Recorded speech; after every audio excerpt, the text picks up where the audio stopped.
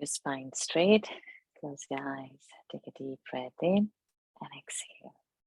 Take a deep breath in and exhale. Take a deep breath in. Hold it there. Oh.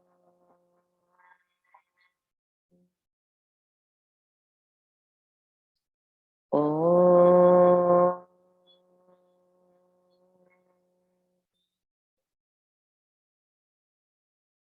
Oh.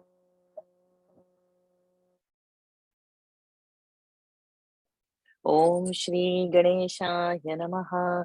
Om Shri Saraswatyai Namaha.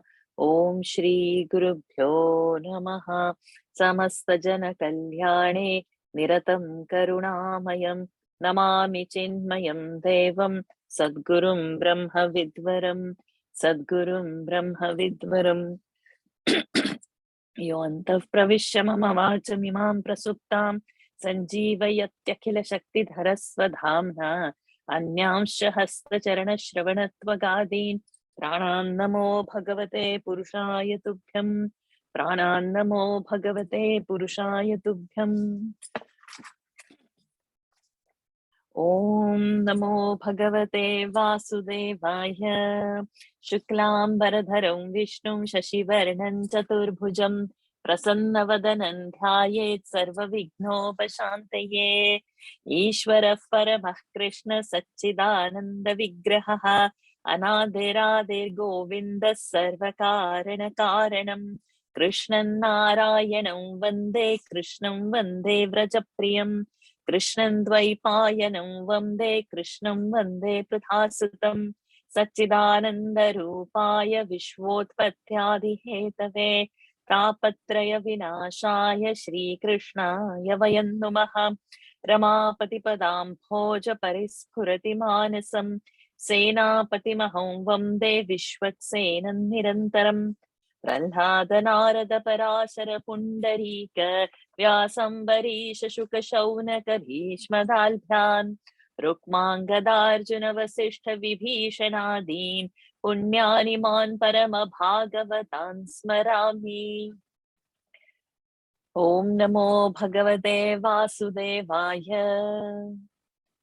जन्माद्यस्य यतोऽन्वयादितरतः चार्थेष्वभिज्ञस्वरान् तेने ब्रह्महृदाय आदिकवये मुह्यन्ति यत्सूरयः तेजो वारिमृदां यथा विनिमयः यत्र त्रिसर्गो मृषा धाम्ना स्वेन सदा निरस्तकुहकम् सत्यं परं धीमहि धर्मः प्रोज्झितकैतवोऽत्र परमः निर्मत्सराणां सतां वेद्यं वास्तवमत्र वस्तु शिवदं तापत्रयोन्मूलनम् श्रीमद्भागवते महामुनिकृते किं वा परैरीश्वरः सद्यो हृद्यवरुध्यतेऽत्र कृतिभिः शुश्रूषुभिस्तत्क्षणात्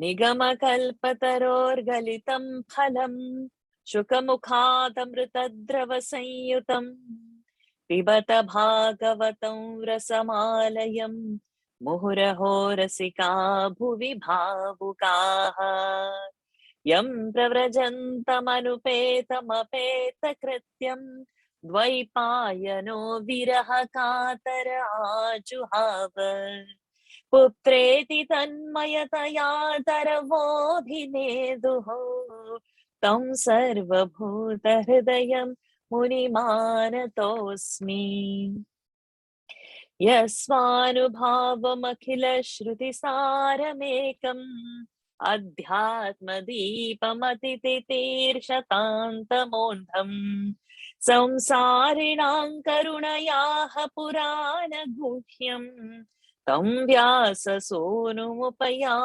गुरुं मुनीनाम् नारायण नमस्कृत्य नरं चैव नरोत्तमं देवीं सरस्वतीं व्यासं ततो जयमुदीरयेत्।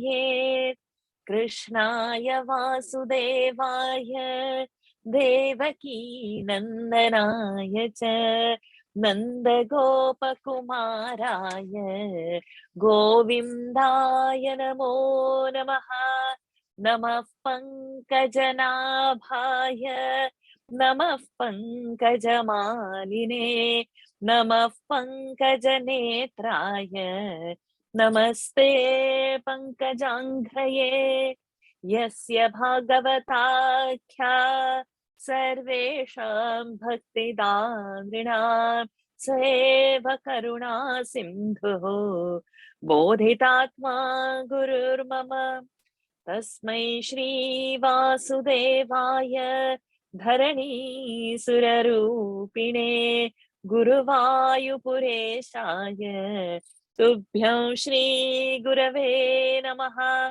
शङ्खचक्रगदा पद्मधारिणे गुरुरूपिणे गुरुवायुपुरेशाय वासुदेवाय ते नमः।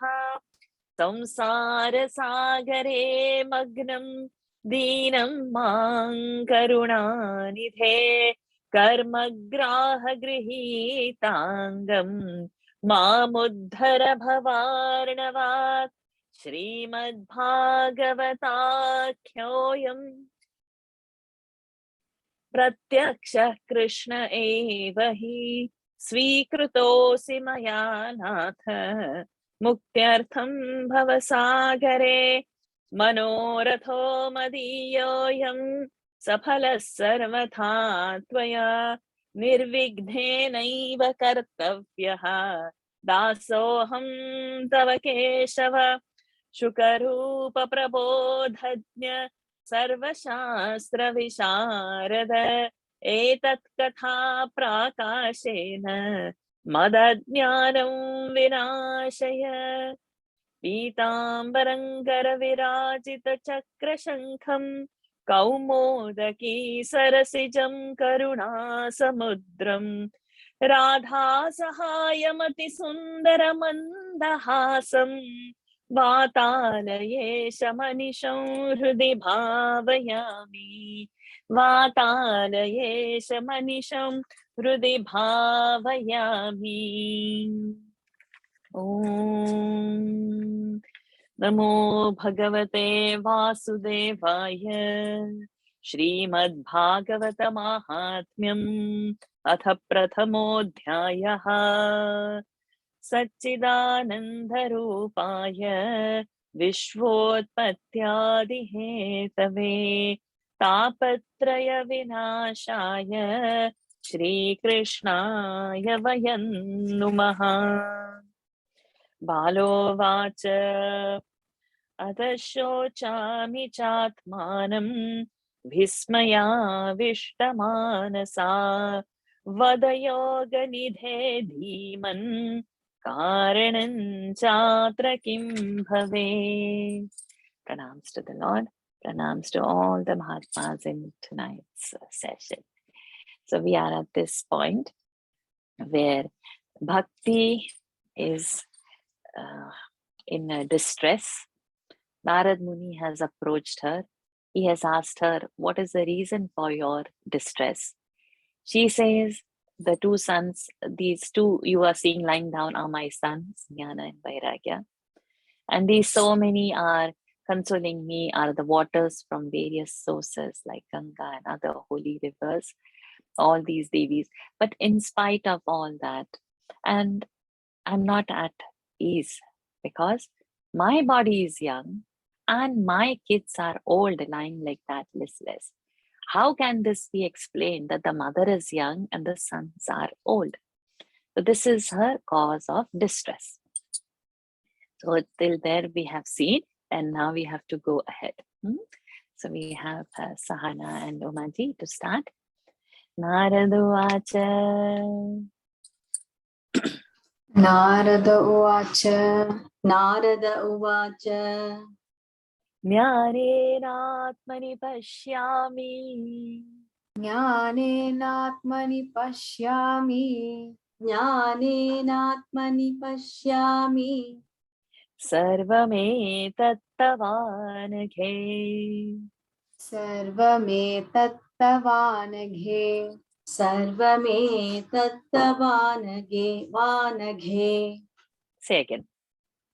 सर्वमेतत्तवानघे न विषादस्त्वया कार्यः न विषादस्त्वया कार्यः न विषादस्त्वया कार्यः हरिष्यन्ते करिष्यति हरिष्यन्ते करिष्यति हरिष्यन्ते करिष्यति नारद उवाच ज्ञानेनात्मनि पश्यामि सर्वमेतत्तवानघे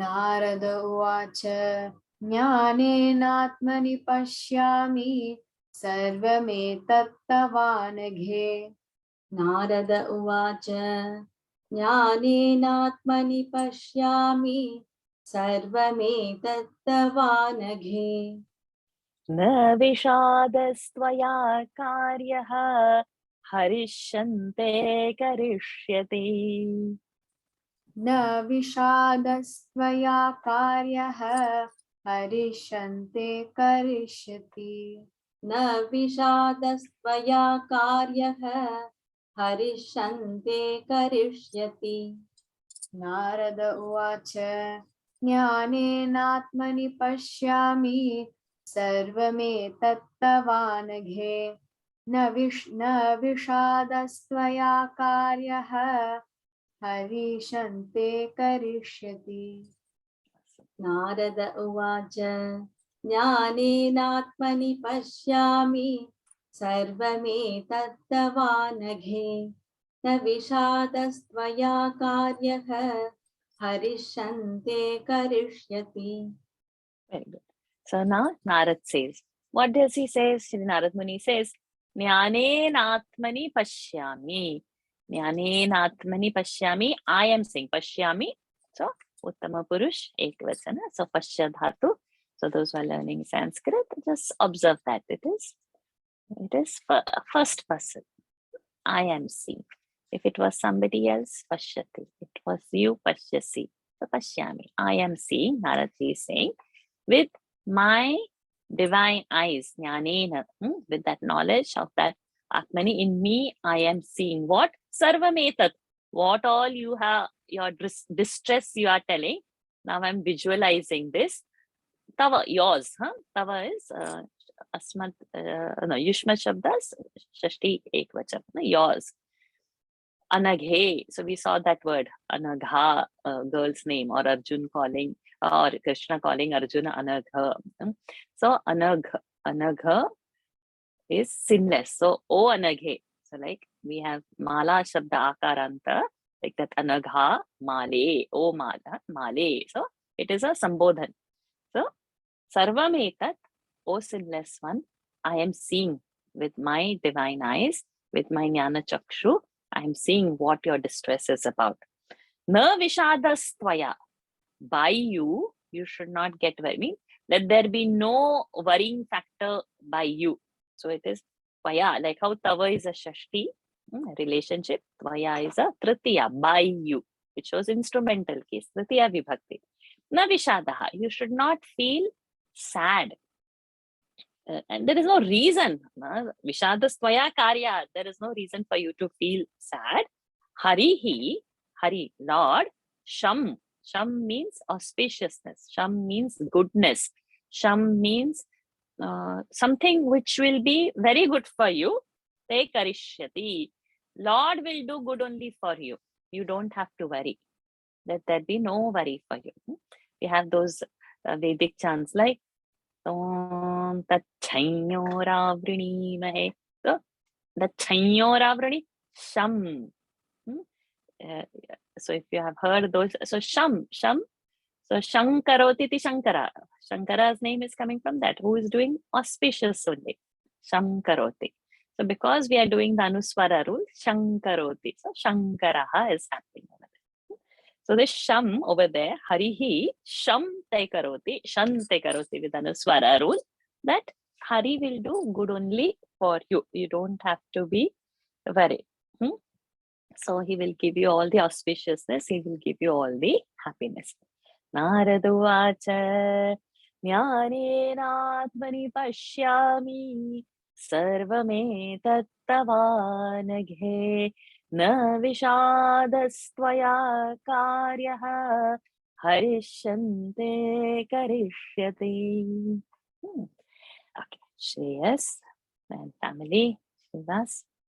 Suta Uvacha. Suta Uvacha. Suta Uvacha. Suta Uvacha.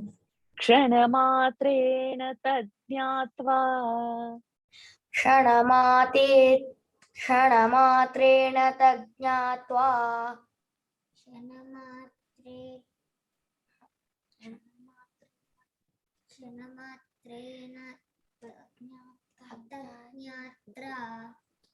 Tadnyatva. Tadnyatva. Awesome. Vakyamuche munishvaraha. Vakyamuche munishvaraha. Vakyamuche munishvaraha. Vakyamuche munishvaraha. Suta Uvacha. Kshanamatrena tadnyatva. Vakyamuche munishvaraha. Suta Uvacha. Kshanamatrena tadnyatva. Vakyamuche munishvaraha. Suta Uvacha. Kshanamatrena tadnyatva. Vakyamuche munishvaraha. Suta Uvacha. Kshanamatrena tadnyatva vakyamuche munishvaraha. Very good. So Kshanamatrena tadnyatva. Within a moment, he knows. Suta is saying, Vakyam uche. Uche means said. He said the following. Munishwaraha means Narad Muniji said the following. Suta uvacha kshanamatrena tadnyatva vakyamuche munishwaraha. Continue. Narada uvacha.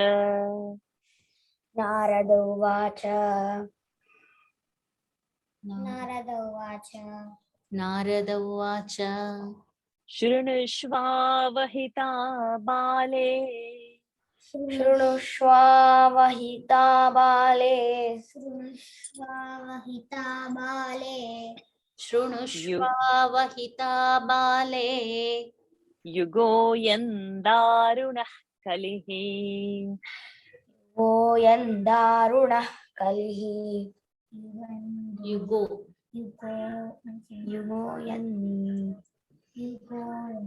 Darunah.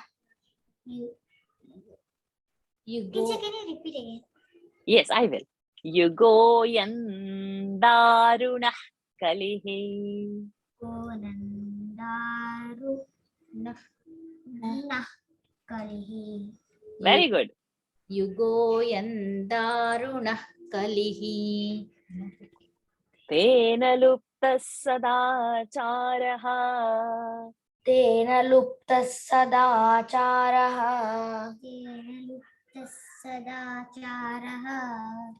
Tena lupta sadacharaha. Yogamargastapamsi cha. Yogamargastapamsi cha.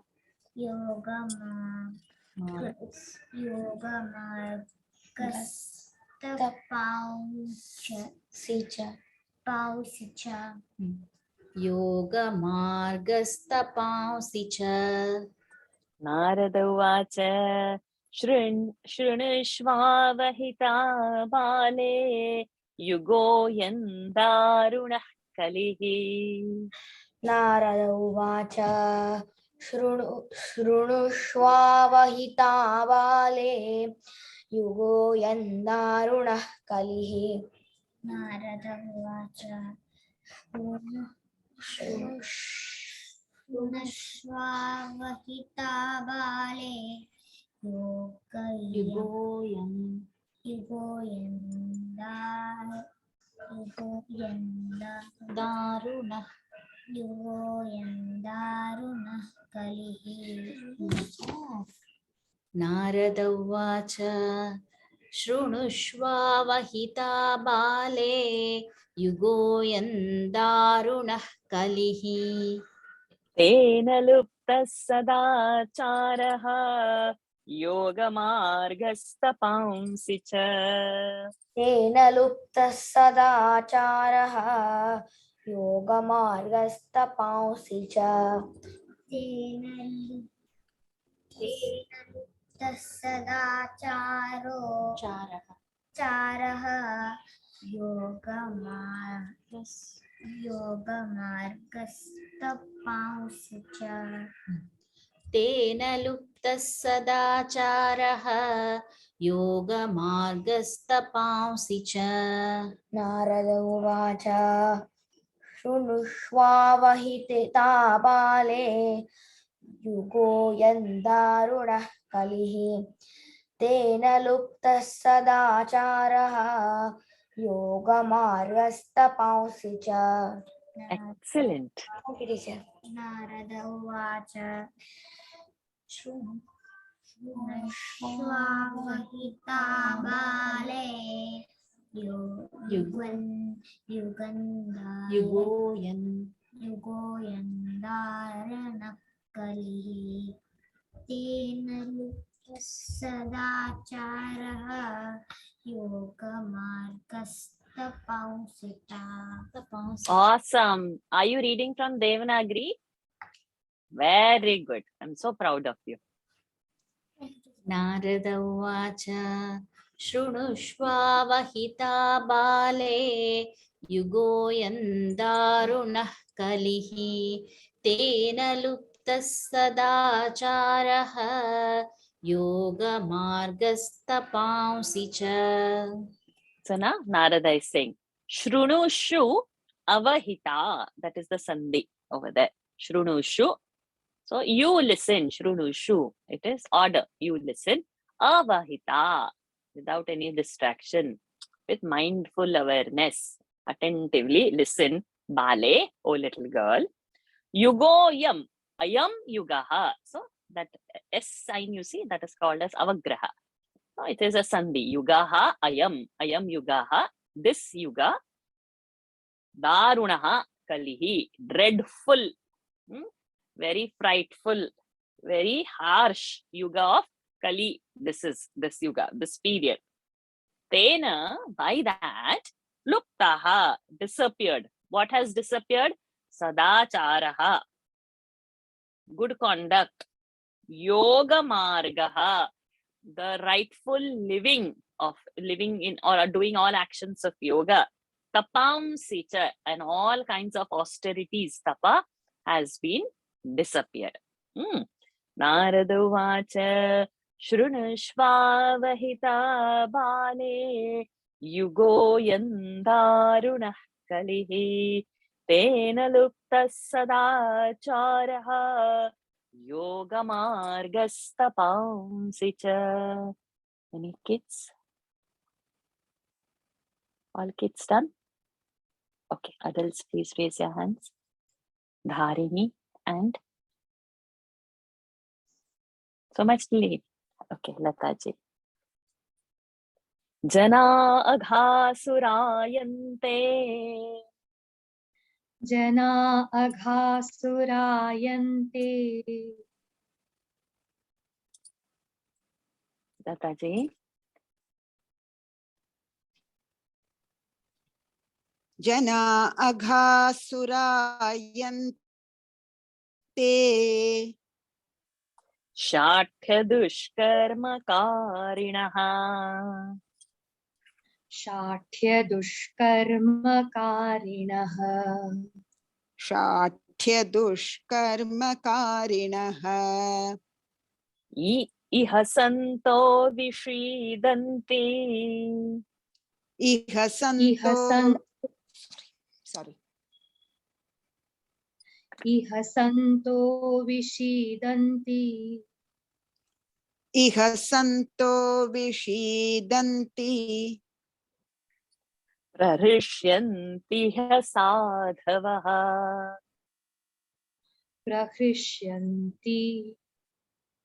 Sean, can you say that again? ह्य साधवः he asadhavaha there is a sandhi he and so he and when it will come ya will happen. So when we chant it hya sadhavaha prahृष्यन्ति ह्य साधवः प्रहृष्यन्ति ह्यसाधवः. correct. प्रहृष्यन्ति ह्यसाधवः धत्ते धैर्यं तु यो धीमान्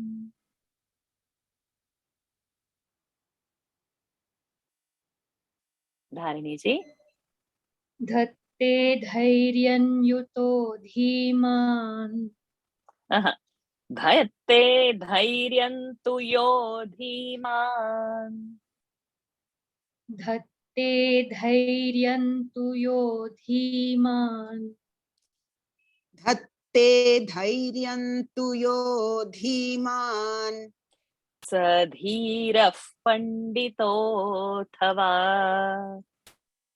स धीरः पण्डितोऽथवा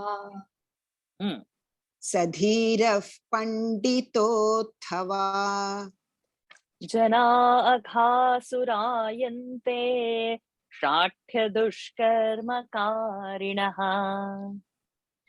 जना अघासुरायन्ते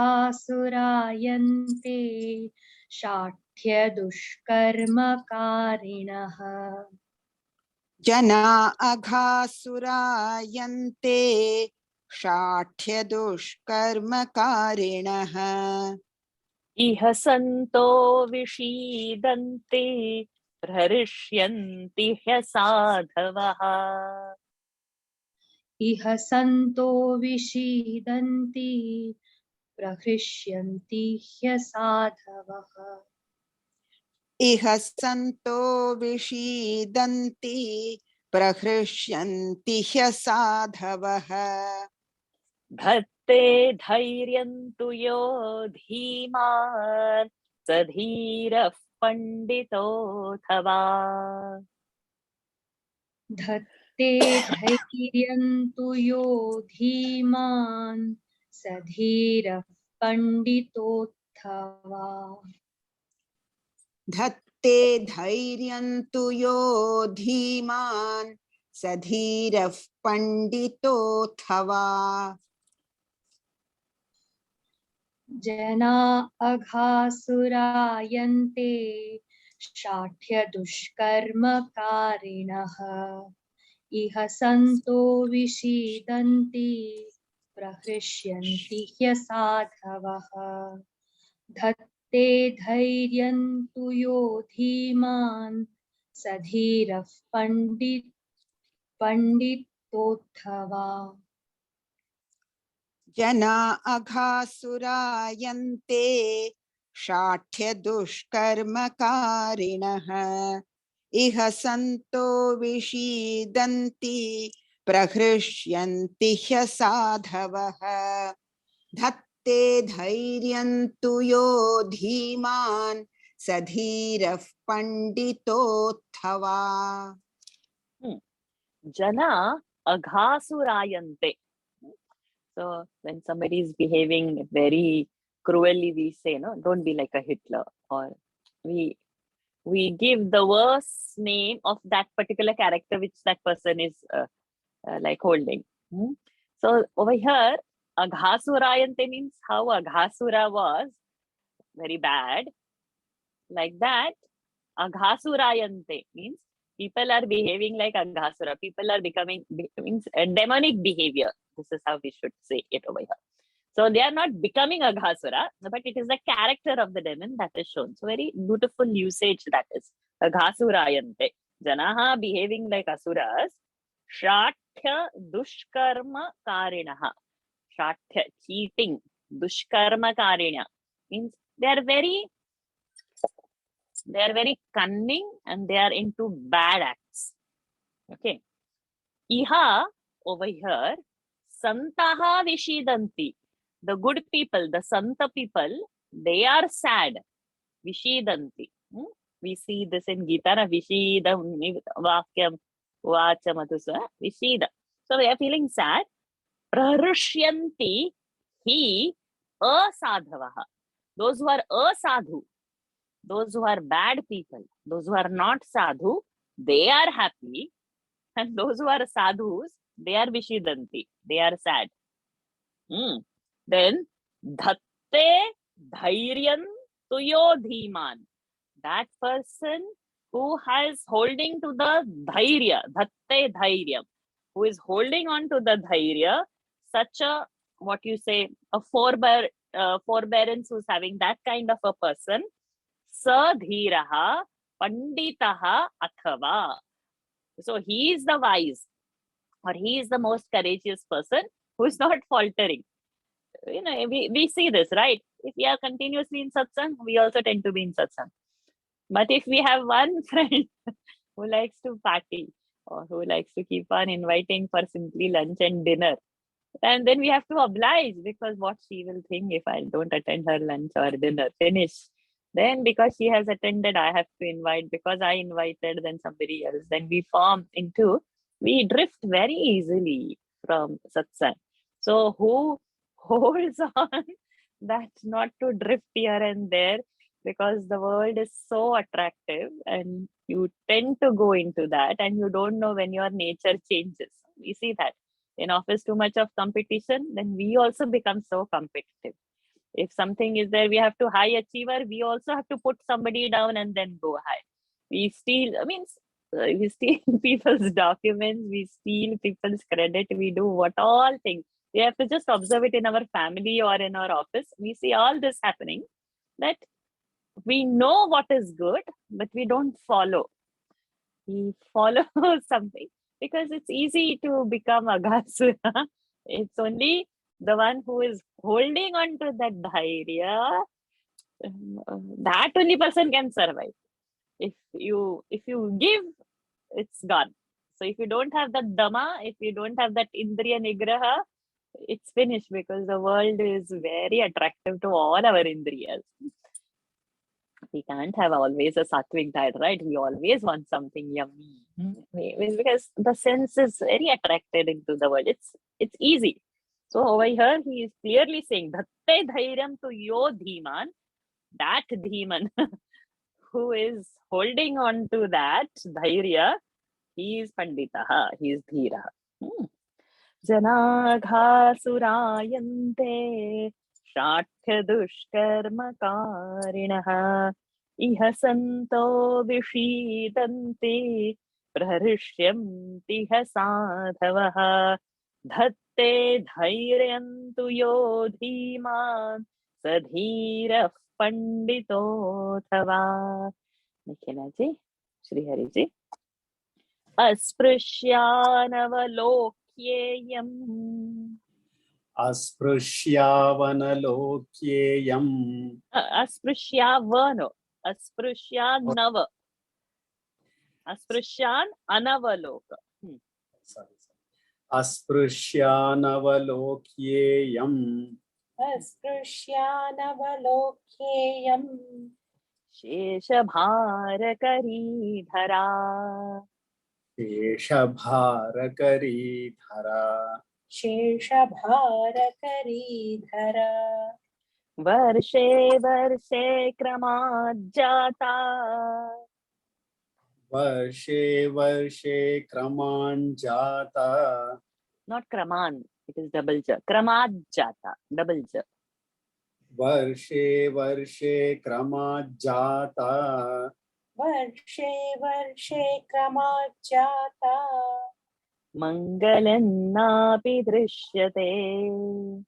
मङ्गलन्नापि दृश्यते मङ्गलन्नापि दृश्यते अस्पृश्यानवलोक्येयं शेषभारकरीधरा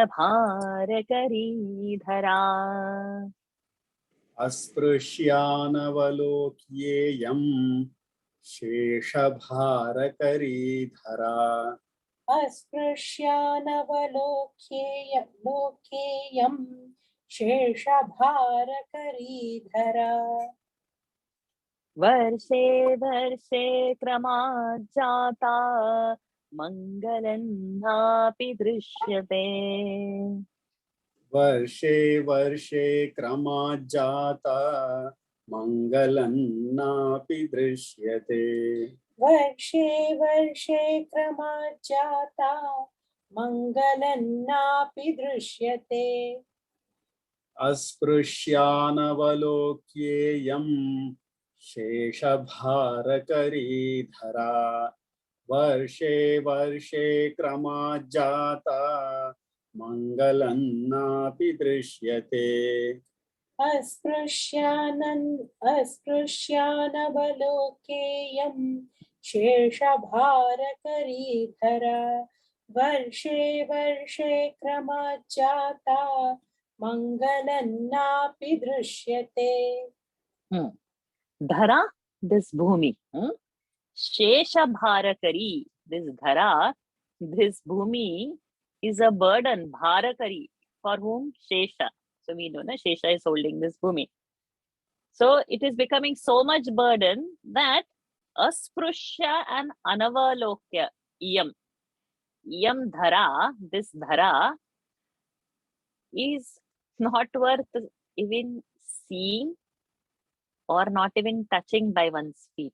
It's becoming that bad. It's becoming burden only for Sheshabhari. Varshe Varshe Kramajjata. As the years are going one after another, it is getting worse. So it's not worth, coming on this dharan anymore. Mangalan na api drishyate. And you don't also see any good signs anywhere. Mangalam na drishyate. No goodness signs, no auspicious signs are seen anywhere over here. Asprishyananavalokyeyam sheshabharakaridhara varshe varshe kramajjata mangalannapi drishyate. Asha ji, Pushpa ji. Nattvamapi sutay sakam. नत्वामपि सूतैः साकं नत्वामपि सुतैः साकं Correct. Sutay sakam, only not sutay. Sutay sakam. That's the correct pronunciation. We'll do that again. Natvamapi sutay sakam. नत्वामपि सुतैः साकं नत्वामपि सुतैः साकं Kopi pashyati sampratam. कोऽपि पश्यति साम्प्रतम् कोऽपि पश्यति साम्प्रतम् Upekshitaanuragandhaihi.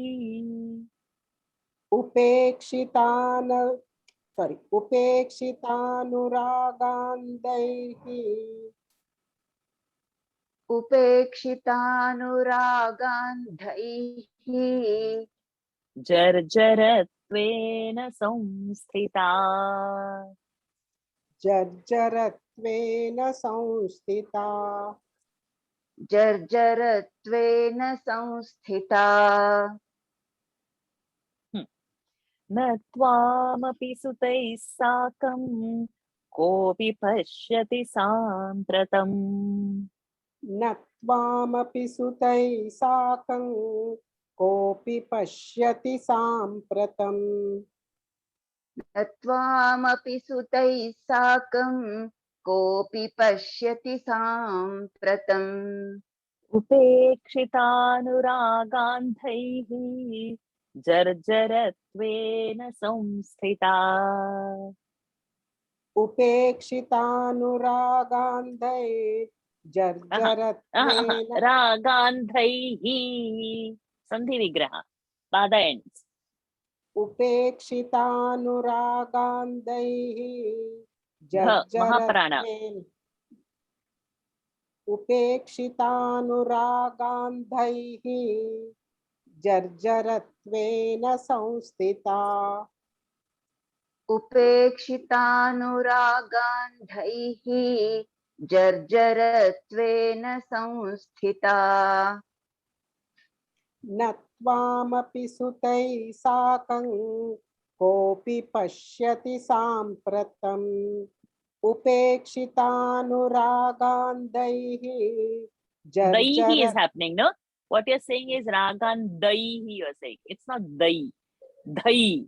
Ragandhaihi. रागान्धैः Thank you.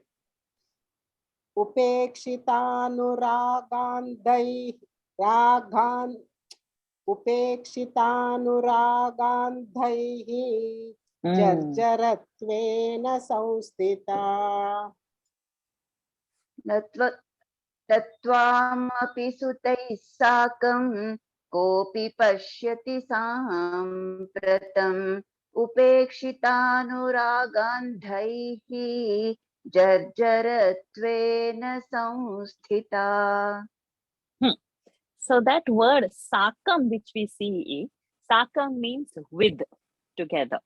So there is a Sanskrit rule, whenever this word sakam comes, the vibhakti has to become tritiya. So it is an instrumental case. Sutai sakam. So that sutai is a plural of tritiya vibhakti. If it was one singular, then sutena. So sutai sakam. So it is that sakam is going with that word sutai. So with, so you can mute yourself. So sutai sakam with children. Natvam api sutai sakam kopi pashyati. So to nobody, no kopi na pashyati. Nobody is seeing you. Sampratam now. You along with your children, the two sons, nobody is seeing you. So what he is trying to say is jnana, vairagya and all, nobody is trying to see at the moment. Upekshita means neglected. By whom? Anuraga andhaihi. The people, by people who are anuraga andhai, blinded with anuraga, blinded with love for pleasures. If you are enjoying something, we don't want satsang. We want to indulge into what we are doing, whether it's watching television, party, alcohol, non-veg food, whatever. We don't want to leave that. We see people indulging. So these are anuragandhaihi. They are blinded in that little pleasure and leaving the greater pleasure. So, so these who are this anuragandhaihi, blinded people for the love of the pleasures, they have neglected this bhakti. And this jnana and vairagya. Nobody wants jnana and vairagya. Who wants vairagya? Everybody wants to enjoy, we say, right? So because of that, jarjaratvena samsthita, they are lying there old. Because nobody wants, everybody is a nice, good pleasures, good house we want, good car we want, good branding clothing we want. And we want all those food which America is pumping all over the world. And we want those branded food also. So nothing is good. Everybody is so nicely blinded into that. Who wants jnana and vairagya? In our Bhagawat class WhatsApp group, we have got so many people who want to, but how many are attending today? Just see the number. It will see that no, they don't want to attend. It doesn't come. It doesn't happen. To listen a Bhagavad verse, you need a lot of punya. Then only with that great difficulty it will come. And after that, with great difficulty, you learn to chant. After that, with great difficulty, some meaning will be understood. It's all upekshitaha. So, jnana and vairagya become old. This is what he is trying to say. Natvamapi sutai sakam, with you and your children. Kopi pashyati sampratam. Na kopi pashyati. That na is in the starting. So nobody is seeing you. Sampratam. Nowadays nobody sees. Upekshita nuragam dhaihi jarjaratvena samstita. Jarjara, old, depleted state. Okay, Parvati ji, Radhika ji. Vrindavanasya sanyogat. Vrindavanasya samyogat. So we'll not say some, we will say sanyogat. Vrindavanasya samyogat. वृन्दावनस्य संयोगात् Punastvam taruneenava. Punastam sartaruni nava. So we'll not say tvam, we will say twan because ta is there. Punastvam taruneenava. Punastvam taruni nava. पुनस्त्वं तरुणीनवा Dhanyam vrindavanantena. Dhanyam vrindavanam tena. धन्यौ वृन्दावनं तेन So we'll not say vanau, we'll say vanantena. Dhanyam vrindavanantena. धन्यौ वृन्दावनं तेन Bhaktir nrityati yatra cha. Bhaktir nrityati yatra cha. भक्तिर्नृत्यति यत्र च Vrindavanasya sanyogat punastvam taruneenava. Vrindavanasya sanyogat punastvam taruni nava.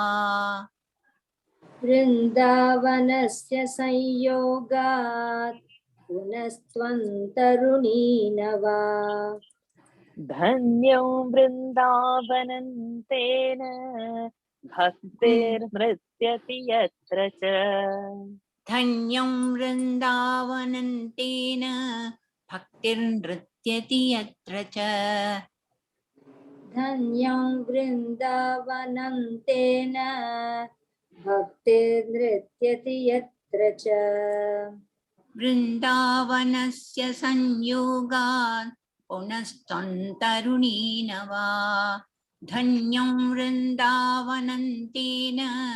Bhaktir nrityati yatra cha. Very nice. वृन्दावनस्य संयोगात् पुनस्त्वं तरुणीनवा धन्यं वृन्दावनं तेन भक्तिर्नृत्यति यत्र च Very good. Whenever we think of Vrindavan Krishna, what happens to us? Even if we are indulging in the world, that devotion automatically comes, even for a fleeting time. So if we are in Vrindavan, if we are in Krishna Kshetra, what happens to us? For that moment, automatically bhakti comes into us. Correct?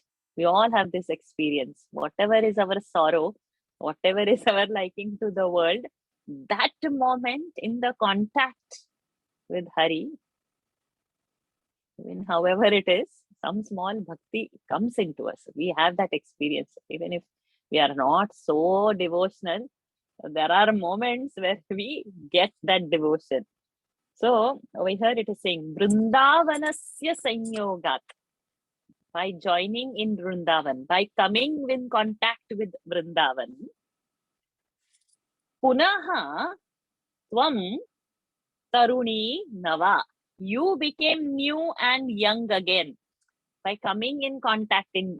So we saw in that previous class, like from Dravida Kshetra, how she came to Karnataka, Maharashtra, Gujarat, like that we saw how, and she was getting weaker. But when she reached Vrindavan, she became young. So just by contact with Vrindavan, who this? Bhakti. Dhanyam Vrindavanam tena. Tena, by that, because of that, Dhanya Vrindavan means what great Vrindavan it is. So Dhanya. So Vrindavanam. Bhaktihi. So Repa is removed. Bhaktihi. Visarga comes over there. Sandhi. Visarga Sandhi Repa. So Nrityati Yatra. So what great Vrindavan. Dhanya Vrindavan where Bhakti is dancing over there. So sons may be old, but mother is young. And she dances over there. Bhakti Nrityati. Whenever the bhajan starts, we automatically begin swaying with Lord's name. This is how the Mahatmya of that Vrindavan is being said over here. By just coming in the contact of Lord's place itself, everything purifies. Vrindavanasya sanyogat punastvam taruneenava Dhanyam Vrindavanam tena bhaktir nrityati yatra cha. So beautiful this shloka is. Radha Krishnan ji, Anuradha Prabhu. Atremo grahaka. So there is bhavan, double n is happening. So we are going to split. So when we split, open the sandhi, that half n is going to become ta. Half ta. So when we chant, we have to say half ta and not na. Atremo grahaka bhavat. Atremo grahaka bhav. Sorry. Grahaka bhavat. Atremo grahaka bhavat. We can give time. Grahaka bhavat. Atremo grahaka bhavat. Atremo grahaka bhavat. Najaramapi munchataha. Najaramapi munchataha.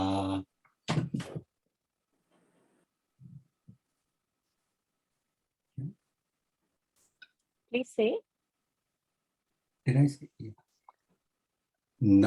Najaramapi munchataha. Najaramapi munchataha. Kinchidatma sukheneha. Kinchidatma sukheneha. Kinchidatma sukheneha. Prasuptirmanyate nayoho. Prasuptirmanyate nayoho.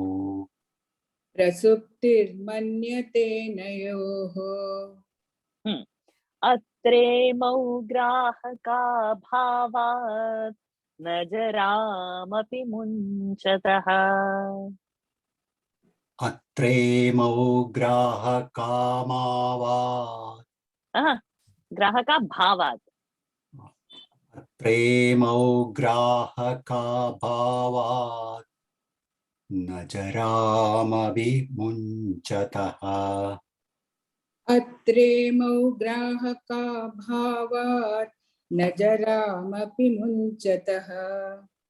Kinchidatma sukheneha. Prasuptirmanyate nayoho. Kinchidatma sukheneha. Prasuptirmanyate nayoho. Kinchidatma sukheneha. Prasuptirmanyate nayoho. Atremo grahaka bhavat. Najaramapi munchataha. Kinchidatma sukheneha. Prasuptirmanyate nayoho. Atremo grahaka bhavat. Najaramapi munchataha. Kinchidatma sukheneha. Prasuptirmanyate nayoho. Good. Atra imau. So last time we saw imau means two. Ayam is singular. Imau is dual. Ime is plural. For that ayam shabda, that idam shabda. So for a masculine, it becomes idam shabda makaranta ayam. And for female, it will become iyam. So iyam word we saw a little while ago. Where did we see that iyam, in which verse? In that asprushanava loke iyam. So iyam is for a female, dhara, iyam, dhara. And over here it is ayam, but now there are two sons. So it is imau, two. Grahaka abhavat. So that bhavat, you see, it is abhavat. Abhavat because of not being present, or because of lack of it. Lack of what? Grahaka. Nobody is wanting this jnana and vairagya. So there is no person desiring of jnana vairagya. Jaramapi, na jaramapi munchataha. So bhavat and then na jara. So munchataha is, they have not left their old age. Jara, old age. Who has not left? Imau, these two sons. Why? Because grahaka bhavat. There is nobody who is wanting it. Lack of customer. Customer for jnana vairagya is not there. So the sons are old. Nobody is wanting jnana and vairagya.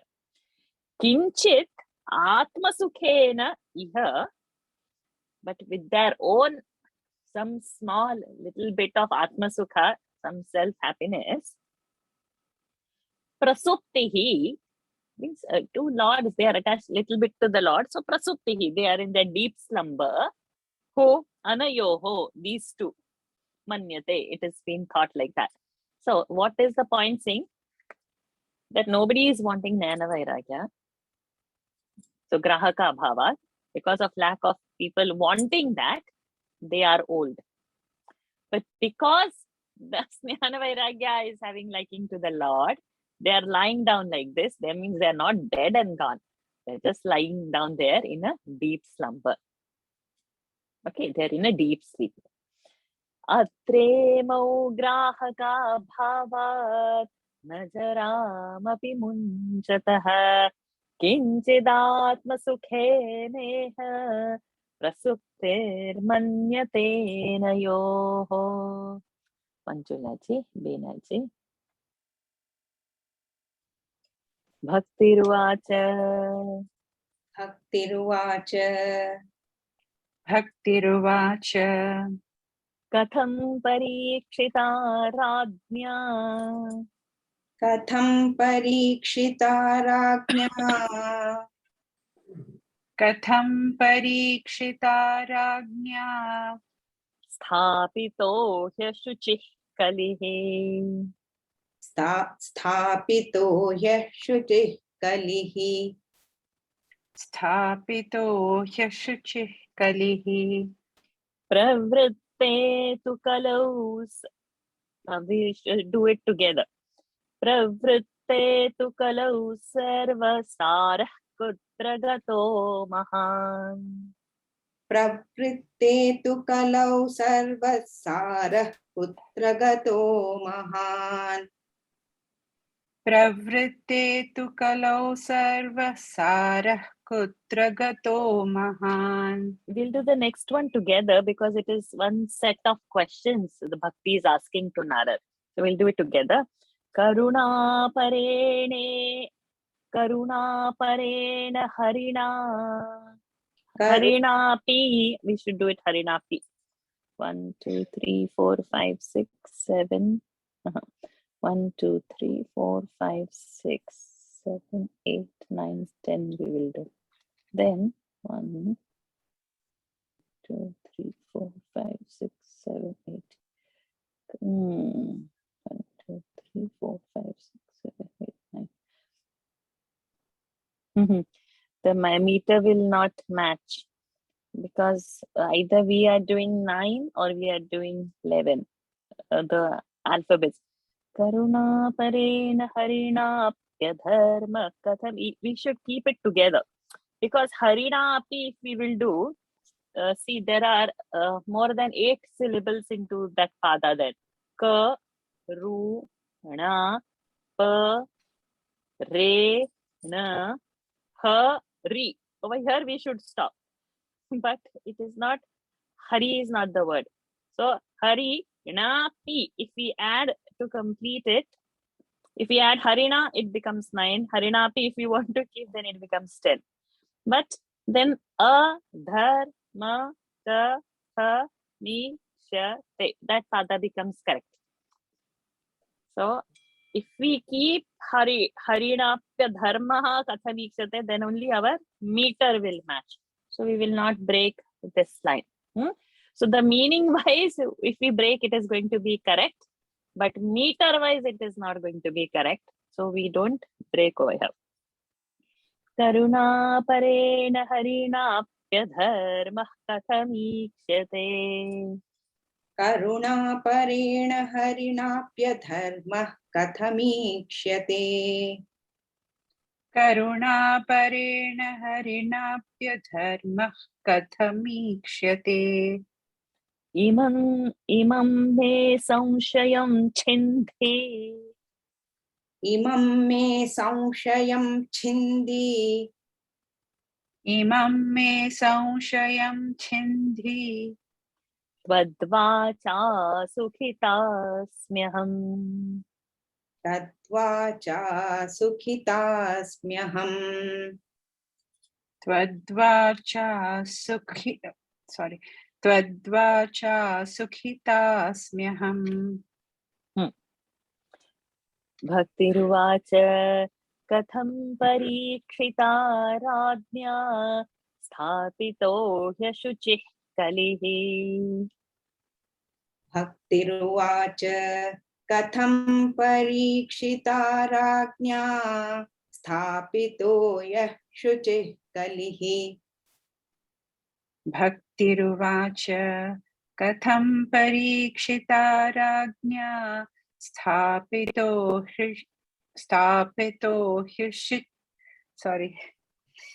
भक्तिरुवाच कथं परीक्षिता राज्ञा स्थापितो ह्युशुचिः कलिः स्थापितो ह्यशुचिः कलिः स्थापितो ह्यशुचिः कलिः very गुड प्रवृत्ते तु कलौ सर्वसारः कुत्र गतो महान् प्रवृत्ते तु कलौ सर्वसारः कुत्र गतो महान् प्रवृत्ते तु कलौ सर्वसारः कुत्र गतो महान् करुणापरेण हरिणाप्यधर्मः कथमीक्ष्यते करुणापरेण हरिणाप्यधर्मः कथमीक्ष्यते करुणापरेण हरिणाप्यधर्मः कथमीक्ष्यते Don't break and say dharma because it is adharma. Imam me sorry, say again. करुणापरेण हरिणाप्यधर्मः कथमीक्ष्यते Correct. Imam me संशयं छिन्धि त्वद्वाचा सुखितास्म्यहम् इमं मे संशयं छिन्धि त्वद्वाचा सुखितास्म्यहम् इमं मे संशयं छिन्धि त्वद्वाचा सुखितास्म्यहम् भक्तिरुवाच कथं परीक्षिता राज्ञा स्थापितो ह्यः शुचिः कलिः प्रवृत्ते तु कलौ सर्वसारः कुत्र गतो महान् करुणापरेण हरिणाप्यधर्मः कथममीक्ष्यते इमं मे संशयं छिन्धि त्वद्वाचा सुखितास्म्यहम् भक्तिरुवाच कथं परीक्षिता राज्ञा स्थापितो ह्यशुचिः कलिः प्रवृत्ते तु कलौ सर्वसारः कुत्र गतो महान् करुणापरेण हरिणाप्यधर्मः धर्मः करुणापरेण हरिणाप्यधर्मः कथमीक्ष्यते इमं मे संशयं छिन्धि त्वद्वाचा सुखितास्म्यहम्. Very good. So now this Bhakti asks the question. Okay, fine. This is okay. But Katham, how? Parikshita Rajnya, Raja Parikshit, Sthapitaha, establish, he, Ashuchihi Kali, Ashuchi, which is not Shucha, which is not auspicious, which is not clean, which is not good, which is bad. That Kali, how did this king establish? Why did this king allow to establish Kali Dharma? Is her first question. Pravrutte tu kalau sarvasaraha, all the essence, sarvasaraha, all the essence, kutra gataha, when this kalau started, pravrutte, when it started this Kali Dharma, from then this sarvasara, the essence, where all the essence, kutra gataha, where it has gone, all the essence of everything is not, nobody is having any essence. Where it has gone, Mahan. Karuna parena, one who is established in Karuna, the ever compassionate, the all compassionate, who? Hari, by him, Harina, Tritiya Vibhakti, by him also, api, adharmaha, kathamiksyate, if Hari is also compassionate, how he is watching over all this? Our question. Very legitimate question, right? If Hari is there, he is all compassionate, he's seeing people, how is he establishing this Kali Dharma? It should not happen, right? Imam me samshayam chindhi. You destroy imam samshayam, this doubt. You please clear twadvacha, your speech. By listening to that, sukhita asmi aham, I will be happy. So you please resolve this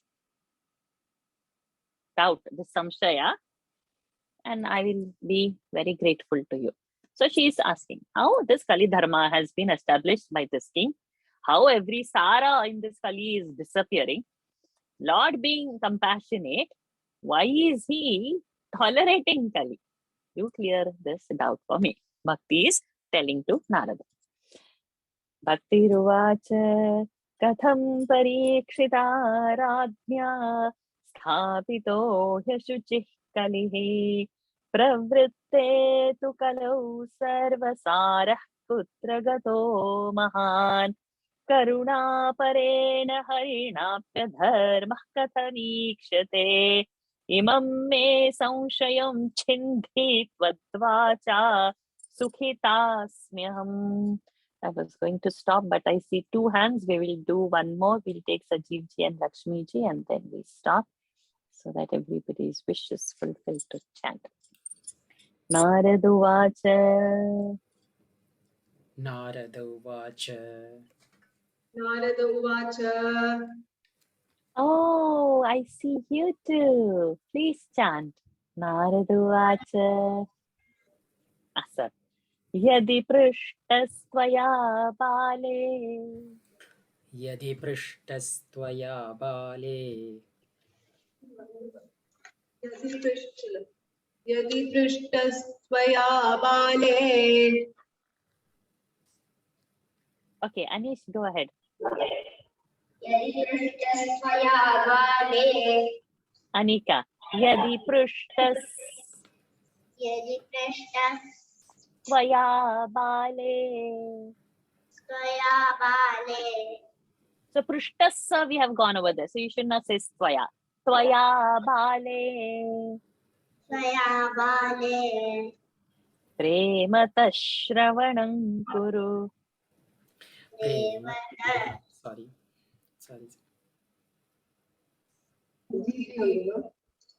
Yeah, Lakshmi ji.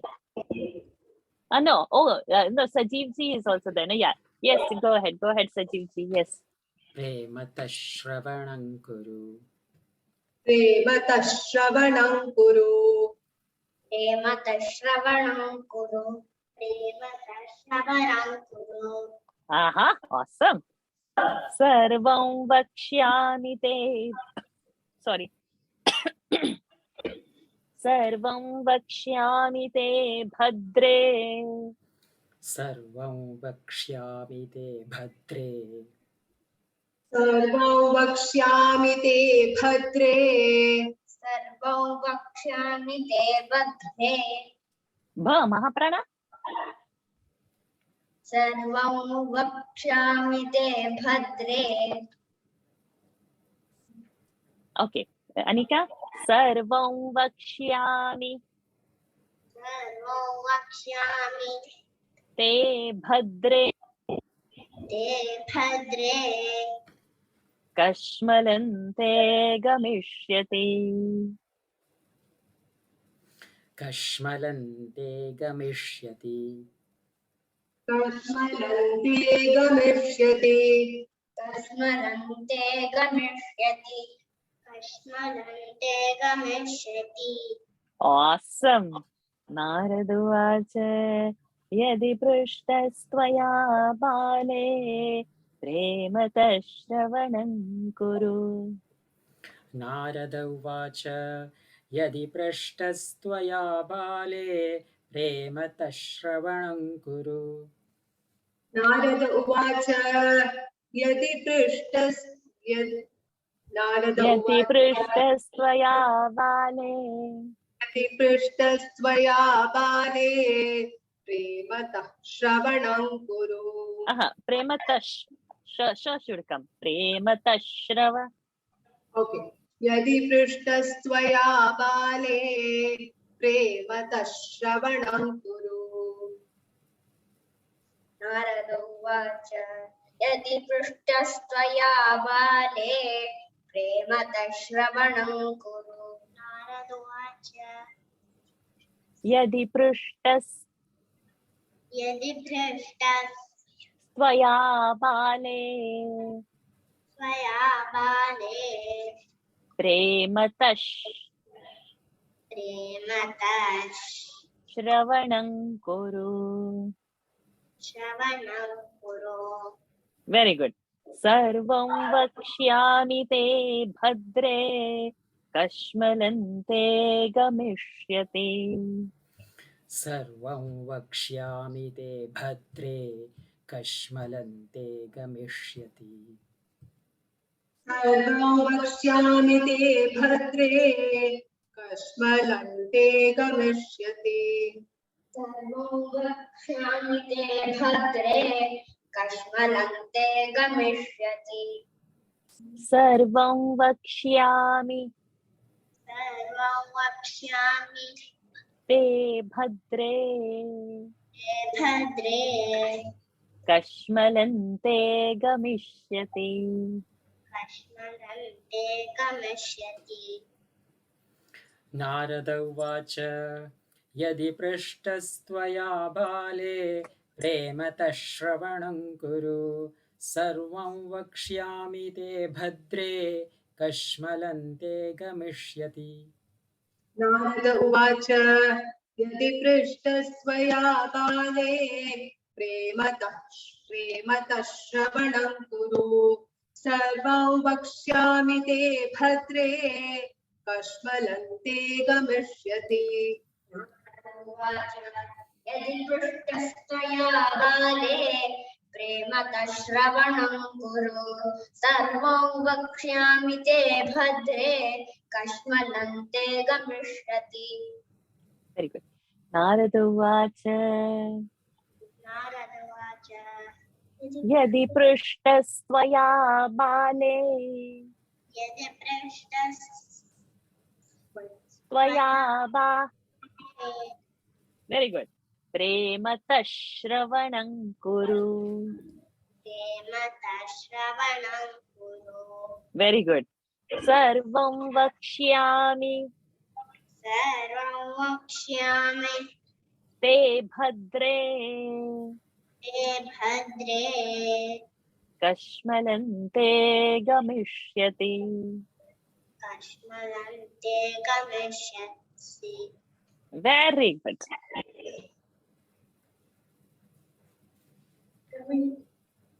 Sajivji, full verse.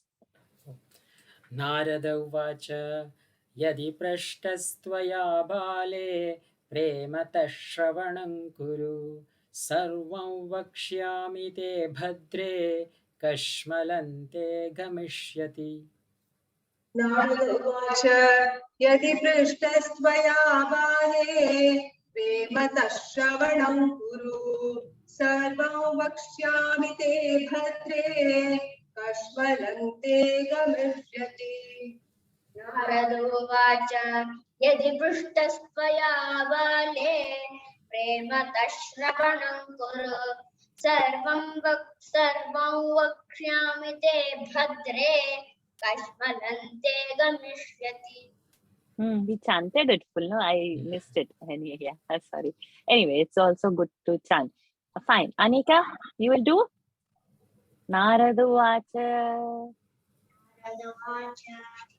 Yadi Prushtastwaya Bale यदि पृष्टस्त्वया बाले Premata Shravanam Kuru प्रेमतः श्रवणं कुरु Sarvam Vakshyami सर्वं वक्ष्यामि Te Bhadre ते भद्रे Kasmalante Gamishyati Kashmalante. ते गमिष्यन्ति. Very good. Fine. So this last verse we chanted so many times because Naradji is assuring here, Yadi Prushtastvaya Bale. Since Prushtaha Tvaya, by you it is questioned. Prushtaha questioned. Tvaya, by you. Tritiya. Bale, oh little girl. Premataha Shravanam Kuru. So, with all love, Premataha Shravanam, you listen, Kuru. You do the listening. Since you have questioned, now you please listen with all love. Sarvam Vakshyami, whatever is there, Te Bhadre, O Bhadre, O the Blessed One, I will tell you everything. Vakshyami, I will tell you everything. Kashmalante Gamishyati, your sorrows and whatever you feel, the dejection in the heart, everything will go. Gachati, going. Gamishyati, future tense. Of the same dhatu gama gacha. Gamishyati, will go. Bhavishyat kal, this is happening. Naraduvacha yadi prishtastvaya bale premata shravanam kuru sarvam vakshyami te bhadre kashmalante gamishyati. So with this, I think we can stop over here. So he will tell now what is the reason and all, and then we'll see that in the next session. Okay. Any doubts in these 10, 11 verses that we've done? No one is having? Okay. So now let us end this session. Keep your spine straight. Close your eyes. Take a deep breath in and exhale. Take a deep breath in and exhale. Take a deep breath in. Hold it there. Oh.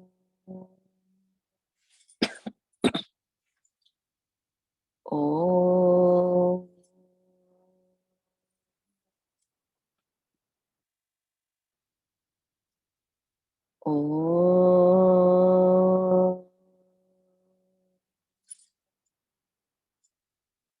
Om Purnamadav Purnamidam Purnat Purnamudachyate Purnasya Purnamadaya Purnameva Vashishyate Om Shanti Shanti Shanti Harihi Om Shri Gurubhyo Namaha Harihi Om Shri Krishnarpanamastu. Hari Om, everyone. Thank Thank you, you. See you Varshaji. on next Thank you. Thank you, Thank Varshaji. you. Thank you, Varshaji. Thank you so much. Yeah. Thank you. Thank you. Thank you, my dearies. Thank you, kids. Hari Om. Thank you. Hari Om. Hari Om, teacher. Thank you. Thank you, my dear child. Hari Om, teacher. Hari Om, my sweetheart. Om Ma. Hari Om. Charan Sparsh Varshaji. Hari Om. Charan Sparsh, oh, today you didn't volunteer. You're not well. Yes, little bit under the weather. Get well soon. Next Thank week, come you. and chant. Thank you. Hari Om. Varshaji, Thank you. Hari Om. Thank you.